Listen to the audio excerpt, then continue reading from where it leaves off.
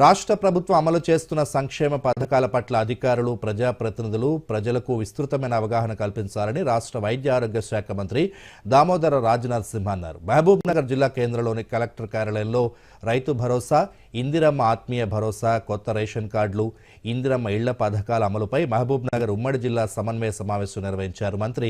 ఈ కార్యక్రమానికి మంత్రులు దామోదర, జూపల్లి కృష్ణారావు, ఉమ్మడి మహబూబ్ నగర్ జిల్లా ప్రజాప్రతినిధులు, అధికారులు హాజరయ్యారు. ఈ సందర్భంగా మంత్రి దామోదర రాజనరసింహ మాట్లాడుతూ రాష్ట్ర ప్రభుత్వం అమలు చేస్తున్న పథకాల పట్ల ప్రజలకు అవగాహన కల్పించేందుకు గ్రామ సభలు నిర్వహిస్తామని, మంత్రులు సైతం ఈ సభలో స్వయంగా పాల్గొంటారన్నారు. అర్హులైన లబ్ధిదారులను గుర్తించేందుకు అధికారులు శక్తివంచన లేకుండా పనిచేయాలని మంత్రి సూచించారు. 5 జిల్లాలలో కనీసం 1-2 గ్రామాలు సందర్శించాలి, గ్రామ సభల్లో పాల్గొనాలి, వారితో ఇంటరాక్ట్ కావాలి.